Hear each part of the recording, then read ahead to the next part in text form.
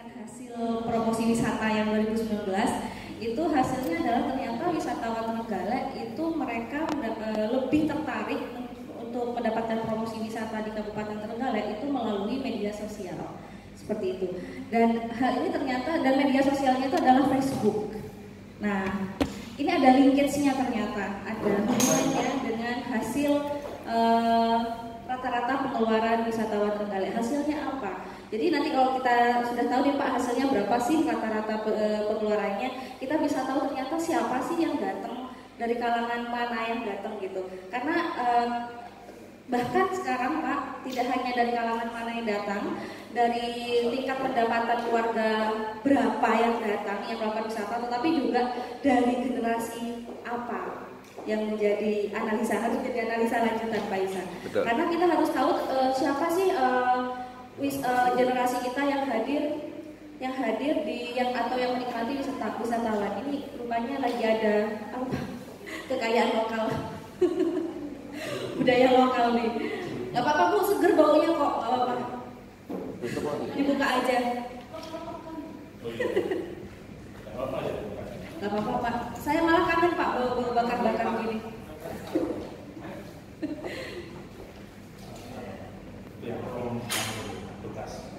Kemana mereka mau datang? Dan apa yang mereka ingin belajarkan? Nah, generasi kita kan sekarang yang lagi eksis itu ada 3 generasi Pak. Ada generasi milenial, ada Gen Z, juga ada Strawberry Generation yang paling baru. Strawberry Generation itu generasi yang baru ditemukan 2 bulan yang lalu. Definisinya, itu generasi yang mereka suka foto-foto, mereka suka pamer di medsos, kemudian dikit-dikit mereka healing, Bapak ya, tahu ya istilahnya healing. Healing tuh jadi kita kerja sedikit itu tiba-tiba kita panic attack gitu Pak. Kalau kita panic attack, kemudian kita harus healing, kita harus staycation, kita harus punya quality time, me time, itu bahasa-bahasa anak-anak Strawberry Generation. Dan kita mungkin setelah kita analisa ini kita bisa melakukan analisa generasi apa sih yang datang ke tempat wisata kita. Jadi kita biar tahu Pak infrastruktur apa yang harus kita buat, yang harus kita bangun. Misalnya ternyata yang banyak anak-anak Strawberry, kita bikin di situ kafe-kafe yang estetik. Sekarang anak-anak Strawberry itu nggak suka Pak kafe-kafe yang mereka nggak melihat makanannya enak atau enggak. Mereka cuma lihat, aduh ini estetik ya, bisa difoto ya. Gitu. Itu ternyata itu ada linkage dengan hasil analisa promosi 2019. Ternyata yang mengisi kuesioner 2019 itu anak-anak milenial. Di mana saat ini anak-anak milenial itu sudah nggak lagi suka foto-foto, tapi anak-anak milenial itu suka staycation, nginep Pak. Jadi mereka tuh rela hemat, kayak saya juga rela hemat, saya 1 bulan hanya bisa nginep di bintang 5 gitu. Ya udah diem aja, nonton TV nggak ngapa-ngapain. Itu istilah-istilah anak-anak Strawberry Generation dan milenial yang bergeser ke Strawberry Generation. Nah ini menarik, ini isu baru di dunia ekonomi pembangunan. Kita mohon izin lanjut. Nah, seperti yang saya sampaikan sebelumnya bahwa ternyata pariwisata itu masih jadi tumpuan, apalagi setelah COVID kemarin pariwisata kita close, kita down sampai minus, bahkan di Bali itu sampai benar-benar ada program work from Bali. Mungkin nanti Jawa Timur tuh harus ada program work from Trenggalek, work from Pacitan dan lain sebagainya. Karena apa? Karena ternyata pariwisata ini Pak memang sangat susah untuk bisa bangkit lagi. Karena apa? Karena perawatan selama 2 tahun masa COVID itu memang mahal ya biaya operasionalnya.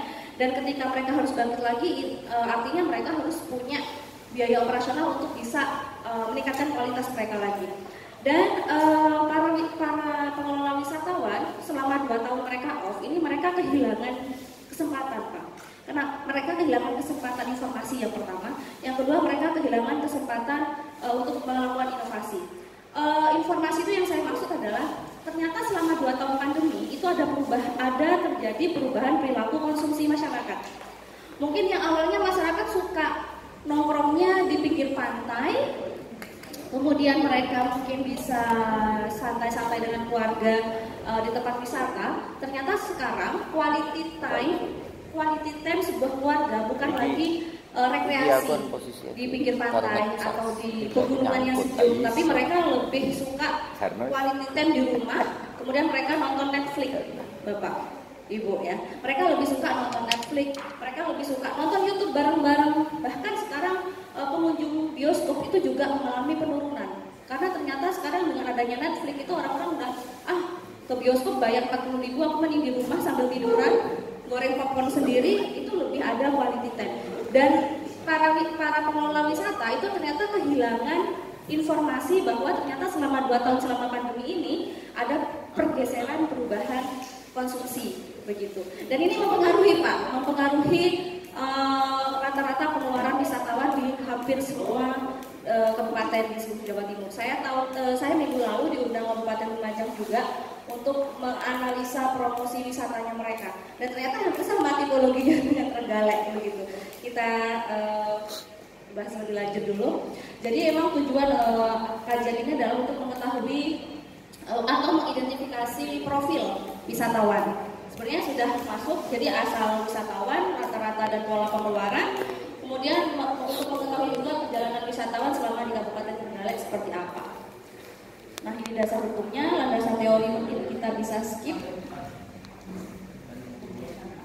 Nah, untuk yang landasan teori Pak, ini yang paling baru di dunia pariwisata. Sekarang sudah ada virtual tour.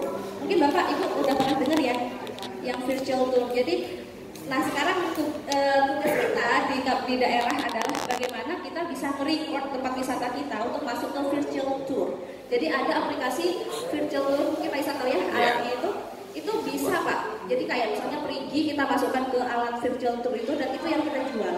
Jadi mereka nggak perlu lagi ke perigi, mereka cuma pakai alat teropong itu seolah-olah mereka datangnya ke perigi gitu.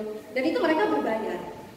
Sekarang lagi ada bisnis seperti itu, tapi belum masuk sih di Indonesia. Dan itu bisa menghemat biaya operasional tempat pariwisata itu sampai 60%. Karena mereka itu nggak perlu menyediakan kursi buat tempat duduk, mereka nggak perlu ngapa-ngapain. Jadi si pengelola pariwisata itu cuma nge-record tempat wisatanya, memperbaharui tiap hari apa yang terjadi di tempat wisatanya, dan para wisatawan beli secara virtual atau secara virtual, kemudian mereka cuma pakai telepon gini aja, kemudian kita berasa kayak jalan-jalan di Perigi. Saya kemarin coba ada yang gratis Pak, ada yang trial itu jalan-jalan ke Paris. Jadi ada Menara Eiffel, itu saya bisa naik beneran, dan pandangan saya itu emang itu the real condition yang ada di Eiffel. Terus saya naik ke atas, terus saya bisa lihat atmosfer yang ada di bawah. Bahkan di situ kemarin ada yang bilang, kamu kalau pengen ngerasa di Paris beneran, kamu di depan kulkas sama di kipas angin biar agak dingin sama ada dinginnya. Ada yang kayak gitu. Tapi memang benar-benar terasa kita ada di situ. Jadi kita nggak perlu kemana-mana, kita bisa virtual tour. Itu yang teknologi paling baru.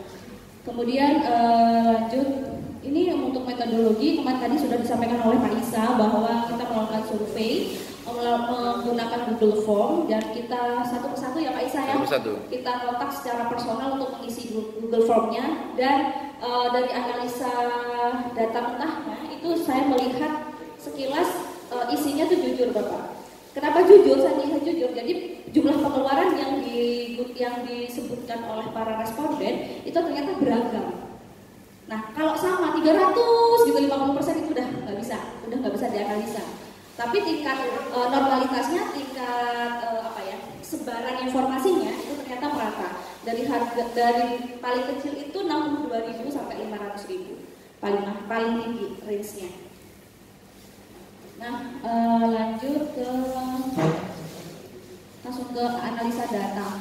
Jadi kita bisa lihat Bapak di sini di libur Lebaran itu jenis kelamin pengunjung wisata pada libur Lebaran itu yang paling banyak adalah laki-laki, 60% sampai 60,16%. Nah, dan kota asal pengunjung di libur Lebaran itu yang paling besar berasal dari Trenggalek sendiri, dari Surabaya, kemudian dari Trenggalek sebesar 10,57%. Nah, hal ini tentunya bisa menunjukkan Bapak Ibu bahwa secara jenis kelamin atau secara gender, laki-laki di Trenggalek itu sebagai supirnya kali ya, yang menginisiasi untuk jalan-jalan, karena mungkin mereka yang punya pendapatan seperti itu. Kemudian kita bisa lihat di sini bahwa Surabaya 12%, Trenggalek 10%, dan Kediri 9,76%. Dari hasil asal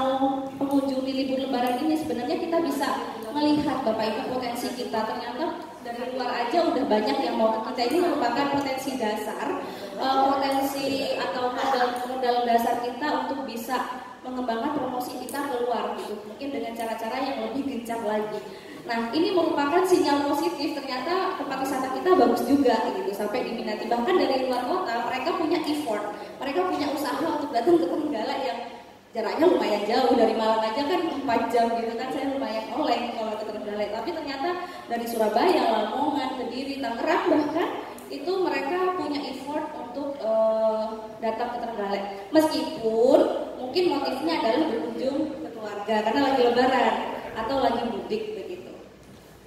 Nah, motivasi berwisata pada liburan lebaran. Nah, di sini bisa kita ketahui ternyata 95% itu adalah murni rekreasi. Ya, kemudian ada juga berkunjung ke family. Kemudian ada studi atau penelitian, ini kecil sekali dan menghadiri pertemuan. Namun yang perlu kita fokuskan adalah ternyata wisatawan kita itu adalah murni rekreasi. Nah, seperti yang saya tadi di awal sampaikan bahwa ternyata kita sudah punya modal, tempat wisata kita bagus nih. Mungkin tempat wisata kita juga dinilai murah dan aksesnya juga lebih mudah, sehingga mereka nggak sayang gitu kalau mereka punya usaha gitu loh Pak, usaha dalam tanda itu untuk pergi ke Trenggalek.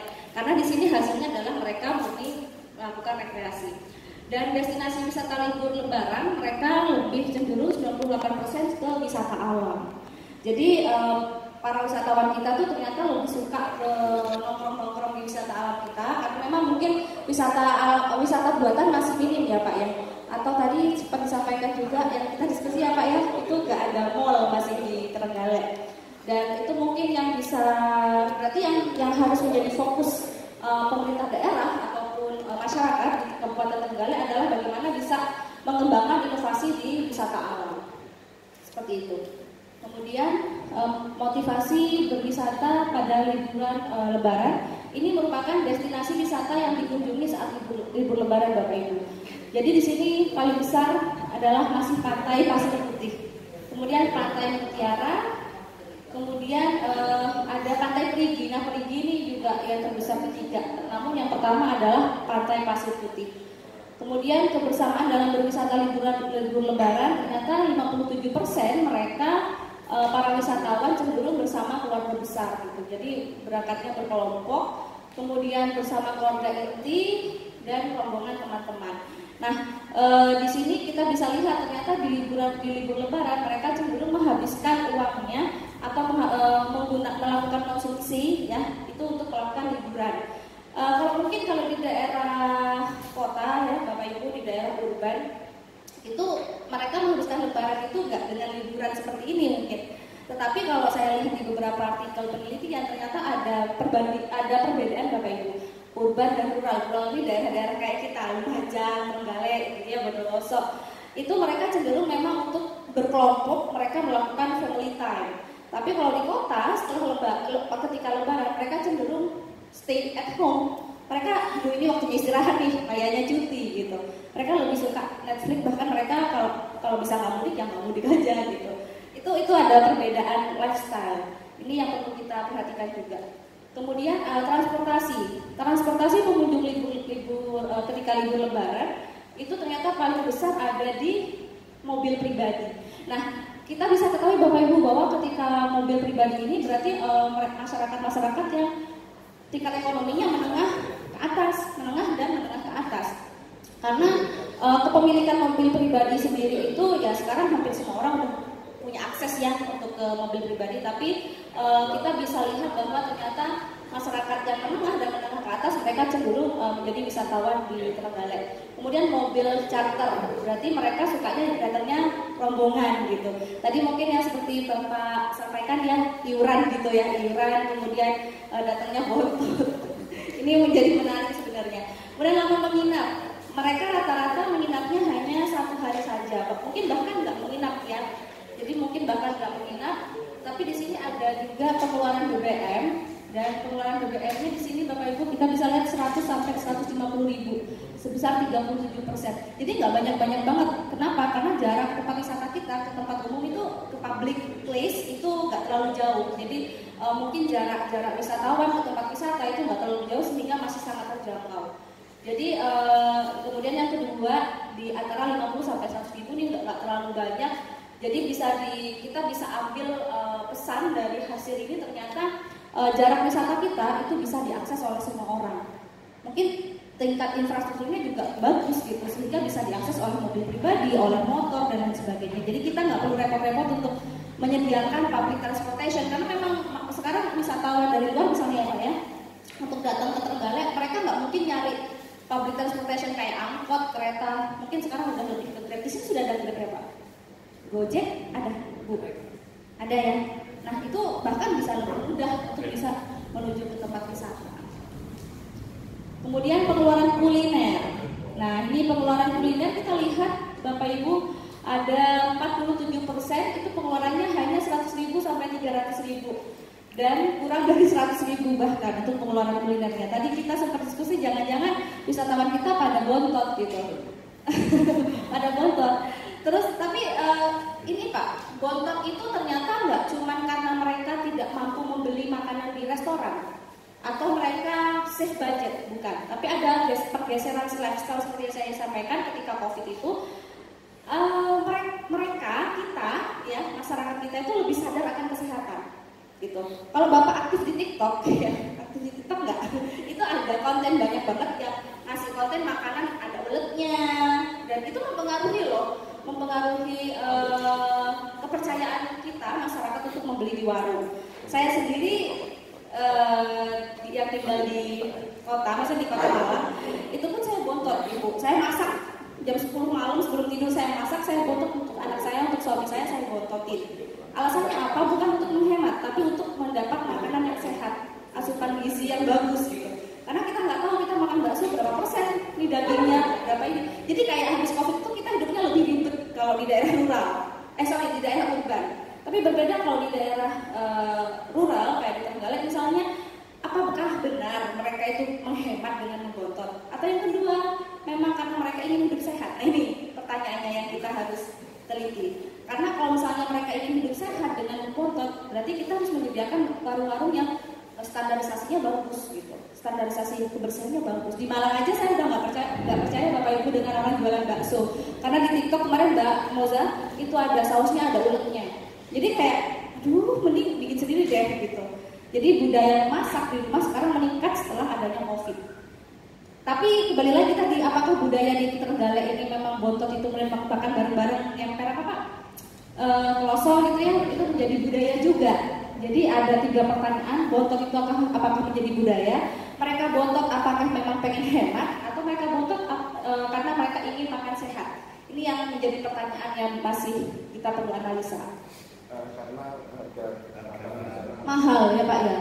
Nah, benar nih. Itu tadi kita sempat diskusi Pak bahwa ternyata di dalam tempat wisata itu mahal dan nggak enak ya. Kalau enak katanya nggak apa sih. Bisa jadi karena nggak ada standarnya, jadi mereka takut. Benar. Harus dikasih standar berarti Pak.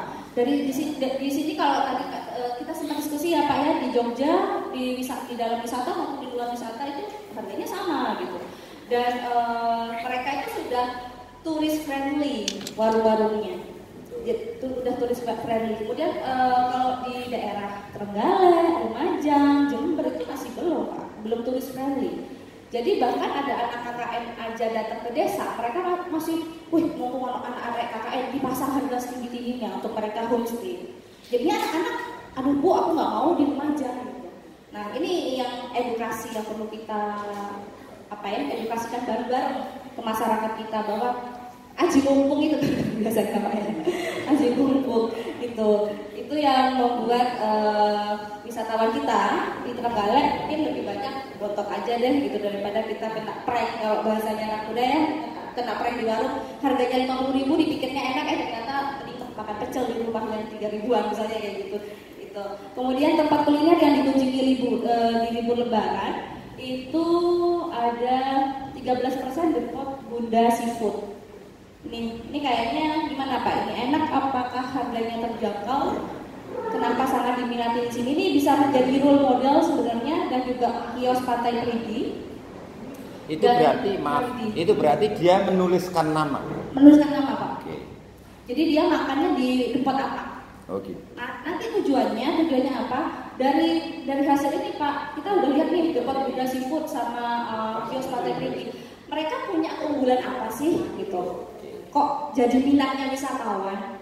Sehingga nanti apa yang mereka miliki kita bisa terapkan di warung-warung yang lain. Misalnya kebersihannya. Ya, misalnya mereka punya standar apa ya? Kalau di COVID itu Pak CHSE. Misalnya saya kalau ke restoran lihat itu dulu Mas. Oh ada padahal nggak ngaruh sebenarnya, cuma itu ada pengaruh psikologi. Apakah seperti itu? Jadi mungkin nanti Bapak Ibu bisa berkunjung ke Depot Buddha Seafood dan kios Pantai Prigi atau ngajak Pak Isa ngajak saya biar sekalian menganalisa. Jadi Pak Isa ngajaknya ke warung Lodo terus ya. Merah. Ini Pak siapa? Pak Yusuf Pak. Iya. Sama sompel yang biasanya. Oh iya itu terus. Jadi nggak pernah diajak ke sini. Jadi kita nggak tahu. Ini kenapa standarisasinya sangat bagus sekali gitu. Ngerti, nggak ada duit ngene iki repot. Terus tentang biaya pengeluaran oleh-oleh liburan Lebaran itu tentang biaya untuk oleh-oleh 100.000 sampai 300.000. Kita berarti kita perlu tahu Bapak Ibu oleh-oleh yang biasanya dibeli oleh masyarakat kita wisatawan itu apa sih? Ini ada di 13% oleh-oleh Mbak Tin. Ini oleh-oleh apa Bapak? Mbak Tin. Makanan khas Trenggalek. Ini kemungkinan besar kalau saya mengira-ngira ini mereka ini orang-orang yang mudik kayaknya, yang mudik ke Trenggalek. Dan 11% oleh-oleh Bu Sri ini hampir rata semua. Namun yang paling kecil ini Pasar Pon dan Bendorejo. Nah, kenapa Pak? Oh kuliner ya. Jadi selama oleh-oleh dan toko oleh-oleh itu rata-rata hampir sama makanya. Berarti mereka sebenarnya udah punya intention, udah punya keinginan untuk membeli oleh-oleh dari Trenggalek meskipun angka pengeluarannya masih kecil. Di sini kita bisa fokus Bapak Ibu bisa analisa ternyata mungkin kita butuh produk-produk derivatif ya yang bisa kita jual, produk-produk turunan yang lebih menarik karena kalau di teori ekonomi Bapak Ibu mohon izin itu tiap 3 tahun itu harusnya entrepreneur itu punya inovasi baru karena kalau enggak dia akan decline, akan turun. Jadi mereka harus punya inovasi atau dia harus punya teknologi baru untuk membuat produknya itu efisien sehingga harganya bisa lebih murah. Karena kalau misalnya keripik tempe Bapak Ibu misalnya hari ini harganya 17.000, kemudian 3 tahun lagi harganya 17 masih tetap 17.000 itu udah dianggap lebih mahal. Karena itu nilai value uang. Inflasi kita kan 17.000 di 3 tahun ke depan itu udah nggak ada harganya apa-apa, tapi buat kita yang ini cuma keripik tempe 17.000, dia harus bisa menurunkan harga tempenya atau dia harus menderivasi atau membuat inovasi baru yang harganya bisa lebih mahal. Jadi memang secara teori 3 tahun sekali itu harus ada inovasi maupun harus ada teknologi yang bisa lebih maju. Nah ini kayaknya stagnan aja oleh-oleh ya kayak di Malang ya Pak ya. Iya. Keripik tempe ya itu aja. Jadi pergerakannya nggak yang terlalu bagus sebenarnya. Kemudian pengeluaran souvenir ini kurang dari 100.000 malah Bapak Ibu 63%. Tempat souvenir yang dikunjungi Jazz itu dan area tempat wisata. Jaas mungkin. Jaas ya. JAAS. Oh iya. Yang di respondennya tulisnya Jazz apa? Jaas itu tempat di sana ya. Hotel yang ada oleh-olehnya. Ya. Nah ini tapi area tempat wisata ternyata paling banyak diminati. Berarti Bapak Ibu kita bisa fokuskan untuk penempatan UMKM yang kreatif di tempat wisata karena ternyata laku ya Bapak Ibu ya, dan penyetadatan harga itu. Jadi wisatawan biar nggak takut kemudian wisatawan mau kembali lagi gitu. Takutnya mereka cuma sekali datang kemudian karena kena aji mumpung tadi terus aduh kok kena prank lagi gitu. Jadi merekanya nggak mau hadir lagi ke tempat wisata tersebut. Kemudian pengeluaran menginap antara 100 sampai 300.000 itu mencapai 47%. Dan mereka menginapnya itu paling banyak di Hotel Prigi dan Jaas Hotel.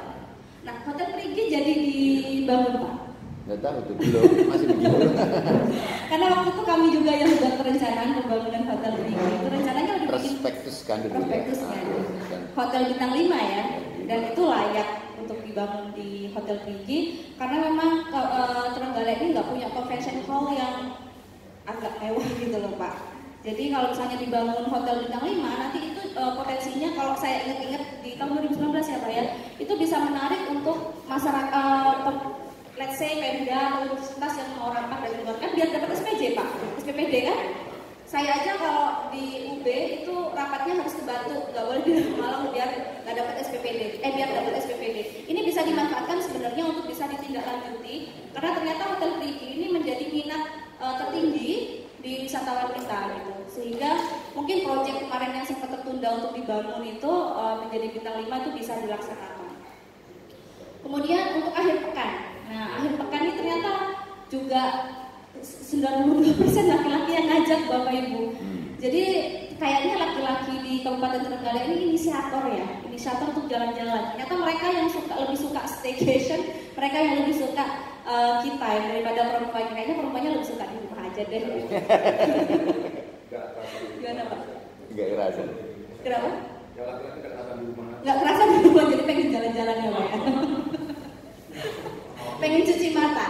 Oke, kota asal pengunjung di akhir pekan itu lebih banyak, paling banyak di Trenggalek sendiri, kemudian Tulung Agung dan Ponorogo juga Kediri. Jadi sekitar-sekitar di Kabupaten Trenggalek. Dan motivasi berwisatanya 92% sama. Mereka datang ke tempat wisata murni melakukan rekreasi. Kemudian hampir 100% tujuan berwisata di akhir pekannya adalah wisata alam. Selain wisata alam, kita punya wisata apa lagi Pak ya? Desa wisata. Berarti, tapi desa wisata di Kabupaten Trenggalek apakah fokus ke wisata alam Pak? Atau wisata buatan? Alam ya. Jadi memang ke alam semua. Tapi itu tidak ada yang berkunjung. Belum berkunjung. Ada hanya saja mungkin tidak masuk di situ. Nggak masuk di sini. Oh iya, mungkin nggak masuk di survei itu berarti. Mungkin ke depan surveinya bisa Oh iya, oke. di survei berikutnya. Oke. Terus untuk Oh, iya, iya. motivasi berwisata, jenis wisata yang diinginkan responden Bapak Ibu. Ini yang diinginkan responden mereka wisata goa 24%. Kemudian destinasi wisata yang dikunjungi saat akhir pekan juga mereka lebih banyak ke Pantai Pasir Putih sama kayak waktu libur Lebaran. Jadi tidak ada perubahan. Pantai Pasir Putih masih menjadi primadona tujuan wisatawan kita. Kemudian untuk motivasi berwisata, mereka 48% tetap bersama keluarga besar dan keluarga inti sama dengan ketika libur Lebaran. Kemudian transportasi sama juga Bapak Ibu menggunakan mobil pribadi dan lama menginap juga 1 hari sama seperti libur Lebaran. Dan biaya pengeluaran sama juga 100 sampai 150.000. Ini range yang paling tinggi dan paling banyak. Untuk kurang dari 50.000 dimungkinkan ini biaya pengeluaran BBM di sepeda motor. Yeah. Kalau yang ini adalah mobil, jadi kita bisa simpulkan bahwa ternyata sebanyak 64% masyarakat kita atau wisatawan kita menggunakan mobil pribadi. Kemudian pengeluaran kuliner, mereka sebesar 52% juga sama seperti libur Lebaran. 100 sampai 300.000 dan mereka rata-rata datang ke Venida Seafood dan juga Depot Bunda Seafood nih. Depot Bunda ternyata masih menjadi tempat tujuan ketika di Lebaran, di weekend. Kemudian rumah makan Dua Putri. Pengeluaran oleh-oleh Mbak Ana. Kemudian oleh-oleh, kemudian oleh-oleh Bu Sri, ini nama-nama semua ya. Nama orangnya. Nama orangnya. Bu Bu Sri, Nursyam, Mbak Ana, Mbak Rati. Nah, ini ternyata di weekend pun ternyata wisatawan kita masih mau membeli oleh-oleh. Artinya mereka mampu dan mereka ingin untuk membeli oleh-oleh meskipun di weekend days gitu. Kemudian lanjut ke pengeluaran souvenir. Untuk pengeluaran souvenir mereka rata-rata kurang dari 100.000, ini sangat rendah sekali. Dan tempat souvenir yang dikunjungi itu 28% di Dian and Snack Food, Kemudian kios tetes embun. Ini kios tetes embun ini jualan apa Pak? Kaos atau apa? Ya itu kan apa namanya? Sing pernak-pernik itu loh. Pernak-pernik ya. Yang sebenarnya bukan produknya Trenggalek. Jadi produk-produk dari mana saja di situ. Iya. Jadi dia ngumpulin produk dari luar dan jual di. Rata-rata begitu. Ya. Ini berarti tempat ini Pak bisa dianalisa lebih lanjut nih. Kenapa mereka laris banget di weekend. Kemudian kios Alina juga. Sama yang di snack food itu juga sama. Itu kan ya dia kan jualan-jualannya snack, tapi di souvenir itu ya souvenir umum. Souvenir kulaan sing teko Jogja, kulaan Bali. Jadi bukan khas Trenggalek sebenarnya. Bukan. Ya? Ini yang memang berat. Jadi PR nih. Iya. PR berat nih sebenarnya untuk kita punya oleh-oleh khas ya Pak ya. Kalau Jogja kan kayak khas banget ya, kayak kalung-kalung dari kain dan lain sebagainya itu khas banget modelnya. Mungkin kita bisa meniru Pak, tapi dengan model kita sendiri. Dan memang pengrajinnya Jogja ada. Jadi di kerajinan di Jogja itu kalau pengrajinnya itu ada, dijual juga di Jogja, juga kemudian dikirim juga ke Bali. Jadi lebih murah. Kan begitu, lebih murah. Nah di Bali itu justru kerajinan itu diambil dari berbagai macam daerah, dijual di Bali, kan begitu. Nah pengrajin yang Balinya sendiri sebenarnya sedikit kan gitu kan.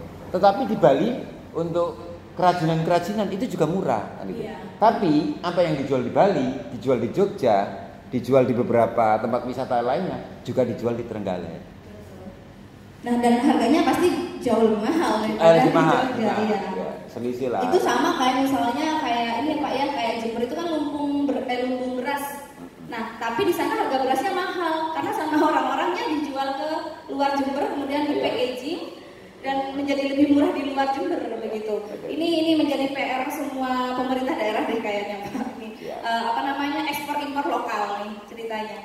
Kemudian analisa dampak. Jadi kemarin kami juga menganalisa Pak kebocoran. Memang nggak ada di KAK, cuma saya menemukan unik ya, ini ada kebocoran sebenarnya nih. Kita dapat kebocoran sekitar 100.000 rupiah. Oh. Kebocorannya dari apa? Biaya transportasi. Jadi biaya transportasi itu, jadi mereka kan rata-rata 66.000 Pak. Coba kalau misalnya kita ada public transportation yang kita sediain, yang misalnya bisa, ini kan 66.000 ini rata-rata dikeluarkan oleh mobil pribadi. Artinya dikeluarkan oleh pribadi gitu Pak ya, bukan nggak masuk ke masyarakat kita. Nah ini sebenarnya bisa menjadi potensi kita kalau misalnya kita punya public transportation yang menyediakan tempat wisata. Kemudian konsumsi dari rumah nih, orang yang bontot itu ternyata per bontotnya tuh harganya 27.000. Kita rugi Pak, 27.000 karena mereka bontot. Artinya begitu. Jadi kita rugi 27.000 karena mereka bontot, dan tiket masuk objek wisata itu kita rugi 6.000. Kenapa? Karena ternyata objek wisata kita tuh sangat murah banget ya untuk masuknya kalau dibandingkan dengan kabupaten lain. Dan itu ada di analisa untuk penjelasan lebih lengkapnya ada di analisa fullnya. Jadi kita rugi sebesar 100.000 di tempat wisata kita. Kita bayangin kalau kita punya public transportation yang misalnya menghubungkan dari public place ke tempat wisata, misalnya kalau di India itu Pak, ke Taj Mahal itu ada bis mini yang kita wajib pakai itu. Jadi kita pakainya di luar, kemudian kita pakai bis mini yang shuttle lah, sebenarnya seperti shuttle gitu. Iya, dan itu keliling dulu gitu.